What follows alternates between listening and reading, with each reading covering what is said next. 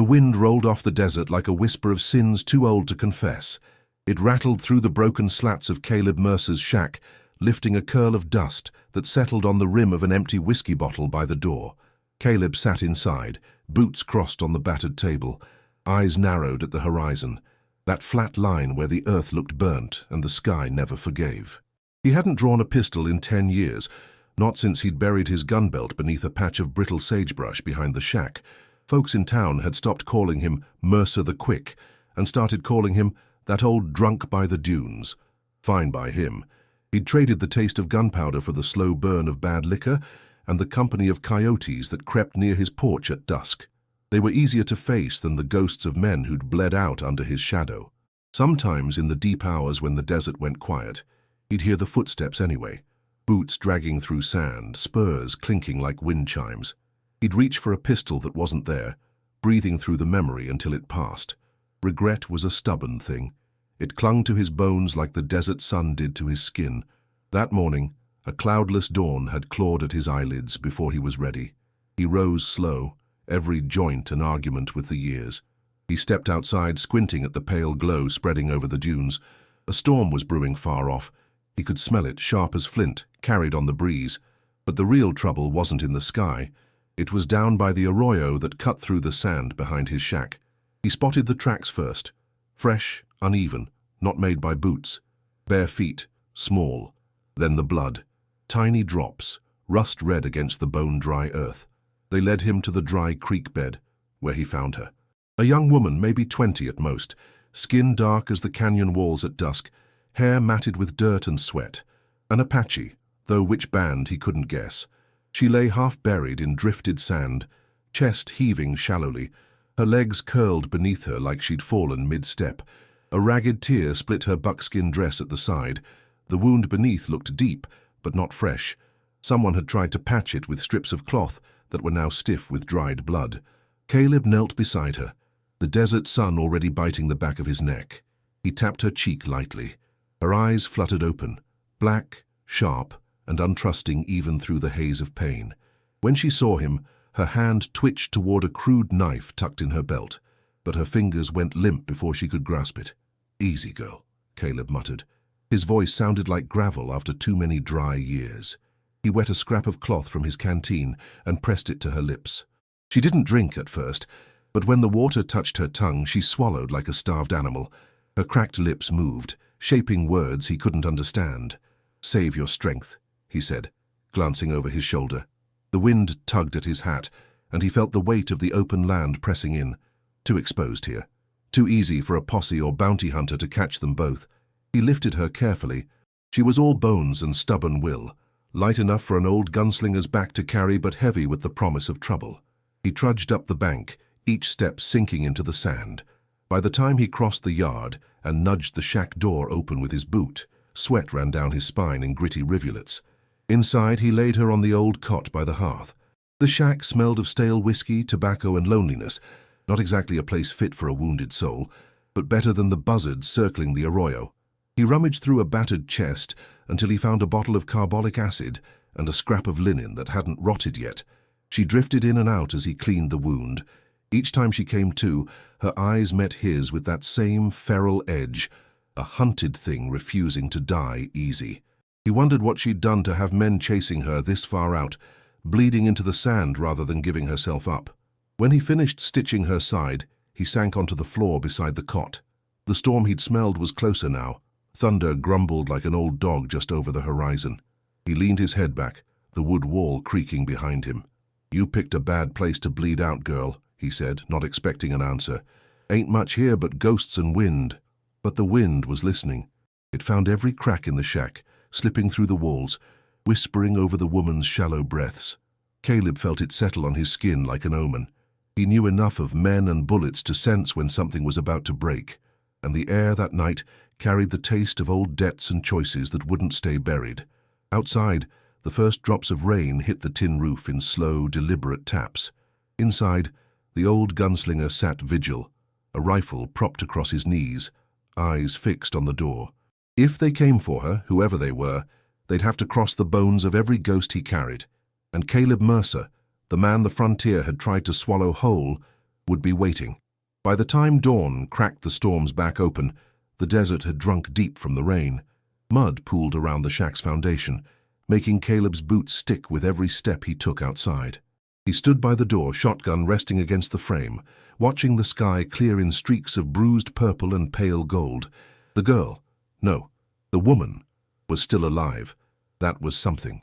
Inside, the Apache woman dozed under a thin wool blanket, her breathing ragged but steadier than the night before. Caleb had caught her eyes open once or twice before the rain stopped, dark, sharp eyes that tracked him warily around the room. She hadn't spoken a word. He didn't push. Words were cheap out here. Trust cost blood. The storm left more than puddles in its wake. When Caleb headed into town that afternoon, he found the tavern buzzing with gossip, thick as flies on rotting meat. Dry Gulch wasn't much, a scatter of wooden buildings leaning into the wind, a single muddy street splitting them like an open wound. But secrets had a way of traveling faster than wagons ever could. He pushed through the saloon doors, the familiar creak greeting him like an old insult. Heads turned. The piano man paused, fingers hovering over keys gone out of tune since last spring. A few men at the bar, ranch hands, a couple of drifters, and that slick-mouthed bounty hunter named Jonas Pike, watched Caleb with the kind of smirks that tasted of danger. "Look what the wind dragged back," Pike called, tapping ash from his cigar onto the floorboards. He wore a leather vest too new for these parts, and a revolver that shone like it hadn't seen dirt yet. His grin was all teeth. Mercer the Quick, or is it Mercer the Broke now? Caleb ignored the bite, ordering coffee instead of whiskey. He'd need his wits about him if Pike was sniffing around. He took his mug to the corner table, back to the wall, eyes sweeping the room. Pike drifted closer, boots loud on the creaking boards. "Funny thing, old man," Pike said, leaning in. His breath reeked of cheap tobacco and cheaper brandy. "Heard tell of an Apache bitch running these sands. Pretty, they say. Dangerous, too. Some rancher swears she cut down 2 men back near the pass." He drummed his fingers on the table. "There's coin on her head, Mercer. Good coin. The kind that buys a man more than rotgut and regrets." Caleb sipped his coffee, jaw tight. "Ain't seen no Apache," he lied. The lie tasted bitter on his tongue, but it settled easy enough behind his eyes. He'd learned long ago that the truth only invited bullets. Pike narrowed his eyes. "That's so? Shame. A man like you, you'd know how to keep her cornered till I came knocking. Hell, you'd have her tied up already. Used to be you'd turn a kill faster than you'd spit." Caleb's hand twitched near the mug, memory of the gun belt buried in the sagebrush burning like old coals. That was another life. "Maybe," Pike drawled, voice soft as a rattler's hiss. "But these people here, they remember. Once a gunslinger, always a gunslinger. If I were you, I'd watch my shack come nightfall. Train's good for tracking. Mud don't lie." Pike straightened, flicking ash at Caleb's boots before sauntering back to the bar. The piano started up again, a sour tune for a sour day. Caleb finished his coffee, every nerve itching under his skin. He knew Pike wouldn't come alone. Bounty hunters ran in packs like coyotes picking at a carcass. Outside, the mud sucked at his boots as he walked back to his mule.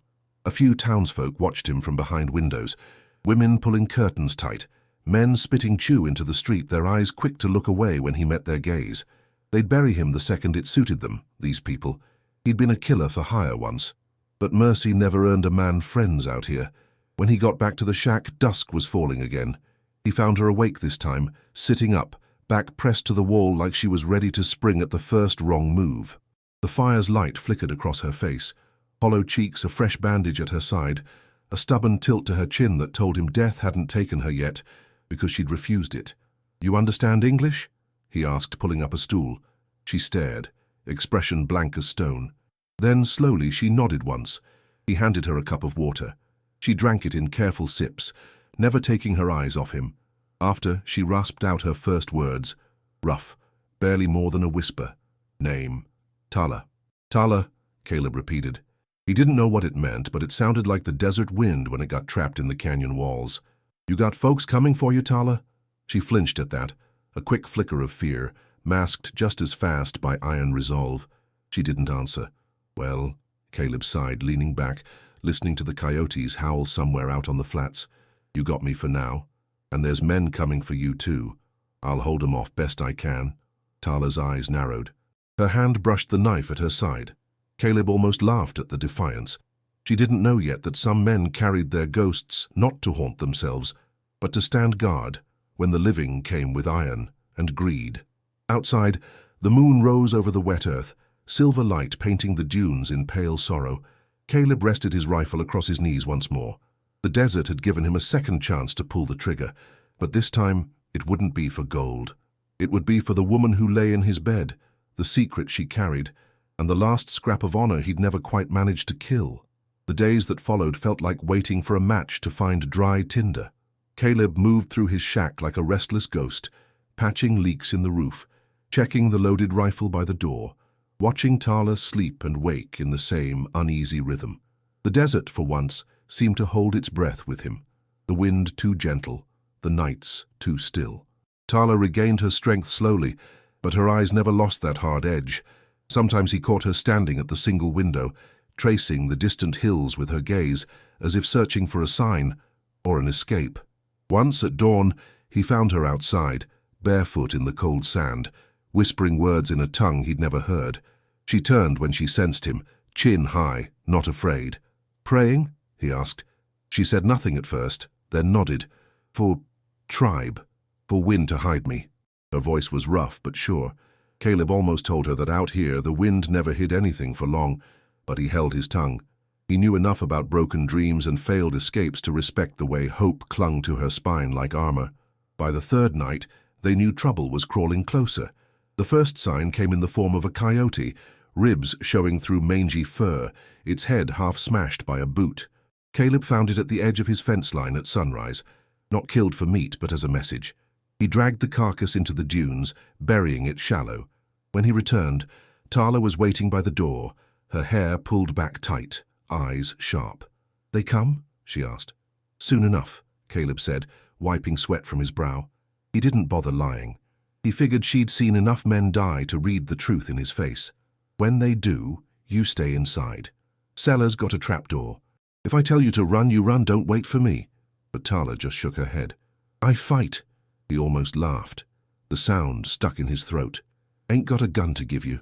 She tapped the knife at her hip, the same crude blade she'd tried to pull on him that first day. "This enough." He didn't argue. The truth was he liked the idea that someone else was willing to bleed for what mattered. It reminded him of a version of himself he'd buried years ago, out in the sagebrush with the gun belt. That evening, Caleb walked the perimeter of his land, a handful of scrub, a half-collapsed shed, the chicken coop long empty. He checked the loose boards in the fence, tightened the nail on the latch to the cellar door. He found the gun belt in the dirt behind the shack, dug up with his own trembling hands. The leather was cracked, the buckle tarnished, but the Colt sat in its holster like an old friend. He strapped it on, feeling the weight settle against his hip like a heartbeat. When he stepped back inside, Tala was waiting at the table. She studied the gun, then his eyes, and nodded once, not with fear, but with something closer to respect. He poured her a cup of water, his hands surprisingly steady. "Why you do this?" she asked, voice low. "They kill you for me." Caleb leaned back in his chair, staring at the rough boards overhead. He could almost hear the footsteps of his old life pacing the floor. "Ain't about you," he said. "Ain't about them. It's about what a man carries when the sun goes down. Some debts you settle before you meet the maker." She seemed to understand. Or maybe she just saw a man too tired to lie anymore. She reached across the table, fingertips brushing the back of his hand. A fleeting gesture, but enough to remind him that mercy wasn't always weakness. The wind picked up that night, rattling the shack's loose boards like bones in a gambler's cup.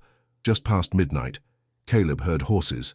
He blew out the lamp and pressed a finger to his lips when Tala stirred. She slipped behind the curtain that hid the cellar door, knife clutched in her fist. Outside, boots squelched in the wet earth. Low voices, Pike's among them, that snake oil drawl curling around threats like a noose. "Mercer," Pike called, his voice cutting through the night like a dull blade. "Old man, we know she's in there. Ain't no sense dying for a savage. Send her out. You walk away alive. Hell, maybe I let you keep your shack." Caleb stood by the window, Colt heavy in his hand. The barrel felt cold against his temple for a heartbeat. A habit from old gunfights, counting breaths. 4 shadows moved in the yard. Pike and 3 others, rifles slung low, eyes squinting into the dark. He thought of Tala, crouched below the floorboards, the way her eyes had burned with defiance instead of fear. He thought of the nights he'd spent drowning ghosts in cheap whiskey, praying the desert would swallow him whole. He thought of what it meant to stand for something, even if no one ever carved your name on a headstone for it. "Mercer!" Pike called again, sharper now. "Last chance." Caleb stepped out onto the porch, boots creaking on splintered planks. The Colt rose steady in his grip. The wind tangled his hair, carrying the taste of gunpowder waiting to be born. "Boys," he said, his voice calm as the grave, "you best get off my land." Pike laughed, a dry, humorless bark. "Still got that death wish, huh? Ain't no one gonna sing for you, Mercer. No one gonna bury you proper." Caleb almost smiled. He thought of the ghost coyotes that would strip his bones clean one day, of the sand that would cover the sins he'd left behind, and deep inside, he felt that old quickness stir, the cold, unblinking resolve that once made him the man every outlaw feared. "No," he said, "but maybe they'll remember you for what you are, carrion." The night cracked with the first shot. The porch board splintered under Caleb's boots as he ducked low, Colt smoking in his grip. The first shot tore through Pike's hat, splitting the brim clean before burying itself in the shed behind him. The bounty hunters scattered like startled rats, their boots sloshing in the mud, curses rising with the smell of gunpowder. Inside the shack, Tala pressed her back against the cellar wall, knife clutched so tight her knuckles whitened. She could hear the gunfire, the thud of boots above her head, Caleb's voice rough and calm between each pull of the trigger. She hated waiting. She hated the dark. But when she closed her eyes, she saw her brother's face, the last time she'd seen him, before the soldiers burned her family's winter camp to ash. She was not going to let these men take another piece of her. Outside, Pike yelled over the chaos, his voice ragged with frustration. "Flank him, go around back, he's one old bastard, and bring him down." Caleb heard the boots crunching over wet sand behind the shack. He knew the boards back there wouldn't hold. He dropped low, rolling into the shadows at the corner, just as a bullet split the doorframe. Splinters rained down on his shoulder. He fired once, twice. A scream answered him. Then silence. One down. He felt the ache in his chest, the burn in his knees. Time was a slow thief that robbed men of their speed, but he still had enough left to make it cost them. He could feel the ghosts of all those he'd outdrawn standing with him now, whispering reminders that he'd always been quicker when it counted. A shape lunged at him from the side, young, sloppy, a green kid who should have stuck to rustling cattle instead of hunting people. Caleb slammed the barrel of the Colt into the boy's temple, dropping him like a sack of grain. No time to check if he was dead. Pike was crouched behind the chicken coop, spitting curses as he reloaded. "Mercer!" he howled. "Ain't no sense in dying for her. She's worth more dead than you ever were alive." Caleb leaned against the corner of the shack, sucking air through his teeth. Blood dripped down his sleeve where a bullet had grazed him. He looked up. The desert sky was heavy with stars, the wind alive with whispers. Funny how a man could feel so alone, and yet so full of voices all at once. Inside the shack, Tala pushed open the trapdoor. The creak gave her away. Pike heard it too. His head snapped up, grin curling across his lips. "There you are, little rabbit," he sneered, leveling his rifle at the open door. Caleb didn't think. He just moved, boots crunching over broken glass, shoulder slamming into Pike before the shot could fire. They hit the ground hard, mud smearing Caleb's shirt, Pike's teeth bared like an animal's. They struggled, boots digging furrows in the wet earth, hands clawing for the rifle. "Should have stayed dead in that saloon, old man," Pike spat, elbows smashing into Caleb's ribs. Caleb grunted, vision tunneling to the memory of a dusty street, a clock tower, a young fool too slow to draw. How easy it had been then, how final. He wasn't that quick anymore, but he was meaner, and mean beat quick when your bones knew how to hold on. He drove his knee into Pike's gut, wrested the rifle free, and brought the stock down hard across Pike's skull. The crack of bone echoed through the yard, silencing the night for a breath. Pike sagged, mouth open in surprise, eyes already vacant. Caleb pushed himself up, legs trembling. His shoulder burned like fire where the graze had widened into a tear. He stumbled to the porch, leaning heavy on the rail. Tala was there, knife still in hand, hair stuck to her cheeks with sweat. She reached for him, and for the first time he didn't flinch. "You stay," she said, voice sharp. "I fix you." He chuckled, dry and rough. "Ain't no fixin' an old dog like me, girl. But I reckon you're safe for now." They dragged Pike's body to the fence line, laying him next to the boy who'd tried to flank the shack. Caleb's boots sank in the mud as he shoveled dirt over the bodies, his breath hitching with each heave. Tala stood watch, her eyes never straying from the dunes beyond. She knew more would come. Maybe not tonight, maybe not tomorrow. But men like Pike were weeds. Kill one, two more took root. Back inside, Caleb sat by the hearth, Colt laid across his knees once more. Tala stitched the gash in his shoulder, her fingers steady despite the tremor in her own bones. "Why you do this?" she asked again, voice softer this time. Caleb looked at the flames, the shadows they threw on the rough walls. He saw every face he'd ever sent to the dust in those shifting shapes. "Some debts you settle with a bullet," he murmured. "Some you settle with your last breath." She dipped her head, pressing the final stitch closed. For a long while neither spoke. The wind outside rattled the window panes, carrying away the scent of blood and gunpowder, scattering it across the sands where the bones of old fights already lay. And in that silence beneath the desert's endless sky, a fragile understanding settled between the gunslinger and the woman who refused to die. The sun rose heavy and mean the next day, pulling mist off the dunes like a blanket dragged from a restless sleeper. Caleb sat on the porch, shoulder bandaged, eyes fixed on the horizon where the world always seemed too wide for one man alone. Tala moved around the shack quietly, packing what little they had: water, some dried meat, a few bullets. He hadn't told her to stay. He hadn't told her to go either. He figured she'd choose what the desert had made her, free or dead trying. "You should move on," Caleb rasped. "You stay here, more men'll come, won't stop till they've carved us both into coyote scraps." Tala paused, eyes sharp. "You come with me," she said. He laughed, dry and short. "Ain't got nowhere to go, girl. Desert's got my bones marked already." But her jaw tightened, that same stubborn spark that had kept her alive when death should have taken her.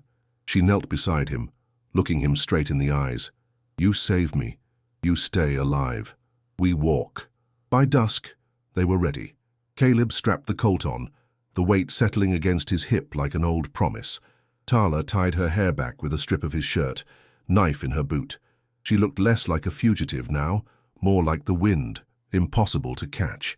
They left under cover of dusk, avoiding Dry Gulch. He knew that place would sell him out for the price of a whiskey barrel. So they took the dunes, sticking to the scrub and shadows. Each step stirred up the dry scent of sage and dust. The desert watched them with its usual indifference. No promises, just the sky and the howl of a coyote far off. Some nights they found shelter in abandoned cabins. Others, they slept under the stars, back to back, guns within reach. Tala spoke little, but when she did, it was about the land, the places she knew, red rock canyons where her people hid, cliffs where eagles nested, rivers that only flowed when spirits were kind. Once, by a trickling spring, she drew shapes in the sand, marks of her clan, names she'd kept hidden for fear they'd be used against her. Caleb listened, each name like a small flame against the dark. One morning, as dawn turned the desert to fire, Tala asked, "Your name, what does it mean?" Caleb squinted at the rising sun. "Mercer," he said, "means nothing, just what my father left behind before he walked out on my mother." She shook her head. "Not true. You keep name for good reason. Name is story, you help me. Your name live in tribe now." He gave a dry laugh. "Ain't nobody gonna carve my name in stone. When I'm gone, I'm gone." Tala pressed her palm to his chest. "No, you live in story. Story never die." He didn't answer, just stared out where the sun burned the last shadows from the night. Maybe the desert could hold more than bones and regrets. Days folded into weeks. Word of Pike's death drifted to other bounty hunters. Some sniffed around the edges of their tracks, but none followed them deep into the canyons Tala knew better than any map. In those winding red rocks, Caleb felt something strange, like maybe a man could bury his sins deep enough that only the wind would remember. Tala called the place sacred. She told him her people's dead walked there when the moon was new, whispering that the living were never alone. One night before they crossed into the hills, Caleb dug a hole by the fire. He pulled out an old wanted poster from a battered tin box, his face sketched by a stranger's hand. He tore it up and fed it to the flames. "Who was that?" Tala asked. "A man I ain't no more," Caleb said, watching the last scraps turn to ash. "A man the desert can keep." Tala leaned closer, her voice barely louder than the wind. "Good. Now your name live with my people. You keep secret. We keep yours." And for the first time in years, Caleb Mercer felt the desert might hold something more than ghosts. Maybe it could hold a promise too, one carried on the wind, whispered through canyons, kept alive in stories about a man who chose compassion over coin. Years turned as quietly as desert wind shifting dunes at night. Caleb Mercer walked through them with the same slow grit that had carried him this far. The bounty hunters eventually stopped looking. A few tried, but word spread that the old gunslinger and the Apache woman knew trails no white man could follow. Some said he died in those canyons. Others said he wandered deeper until his bones joined the sand. But that wasn't true. He lived. Longer than he thought he would. The canyons gave him shelter, and Tala's people gave him a place. Not in their camp at first. Trust wasn't something they handed over for a stitched wound and a quick draw, but trust grew in the small things. Caleb sharing dried meat when the winter stores ran thin. Tala telling the elders how he'd bled to keep her hidden. The children bringing him cool water on blazing days when his lungs felt like dust. At dusk, he'd sit by the fire outside the low brush huts, watching the young warriors practice with bows in the dying light. Sometimes he'd catch Tala's eyes from across the flames, the way she'd stand among her people, head high, no longer hunted but home. And he'd wonder if the ghosts that trailed him felt jealousy, or if they finally rested easy now that he'd done one thing right. He never asked for a family, but one found him anyway. The older he got, the more he felt the frontier's bite in his bones. The cold nights stole the feeling from his fingers. The mornings came with coughing fits that left flecks of rust on his handkerchief. Tala would scold him for staying out too long, her tone sharp, but her eyes soft. In the end, even a gunslinger's bones must admit they're tired. One winter, the coughs grew worse. Tala sat by his side through each ragged breath, her hand curled around his so he wouldn't slip away alone. He'd lost track of days by then. Only the feel of the desert sun on his face when she'd help him outside reminded him that time was still moving forward. On his final day, they carried him up a low ridge at dawn, where the wind blew strong and clear. Tala sat beside him, her long hair whipping around her face, chanting words too old to be written down. "Sorry, I ain't got more to give you," Caleb rasped. The words scraped his throat raw. "Ain't much left." "You gave enough," Tala said. She brushed a strand of hair from his forehead, eyes dark and warm as the canyons that had kept him hidden. "Your name lives. You sleep now." His eyes drifted past her, into the endless blue sky. He thought about that first day he'd found her by the arroyo, half dead but unbroken. He wondered if that was the moment he'd been waiting for all along, a chance to bury a lifetime of ghosts under one small mercy. When his last breath slipped out, it carried no bitterness, only the quiet relief of a man who'd outlived his sins long enough to see them forgiven by the wind. They wrapped his body in woven blankets, dyed with earth and roots, the same way they buried their own. They lifted him high on their shoulders, young warriors who'd never known him as the gunslinger the frontier once whispered about. To them, he was the man who hid one of their own when the world wanted her dead, the man who chose loyalty over a bounty bag of coins. The tribe moved in single file through the canyons, the desert sun warming their backs as they carried him to the high place where the old ones slept, beneath piles of smooth stone. No grave marker, no name chiseled in granite. But the wind carried his story, the former killer who buried his pistols for good when it mattered most. At the ridge's edge, Tala stood with her hand pressed to the earth, lips moving in a prayer that wove his memory into her people's songs. She closed her eyes, feeling the wind whip over the stones. Somewhere out there beyond the dunes, the world would keep forgetting men like Caleb Mercer. But not here. Here his name would live in the hush of the canyons, and the hush of a story told by firelight, the ghost of a gunslinger, carried to rest on the shoulders of those he once saved, guarded by the same desert that took everything from him, then, in the end, gave him back his honor.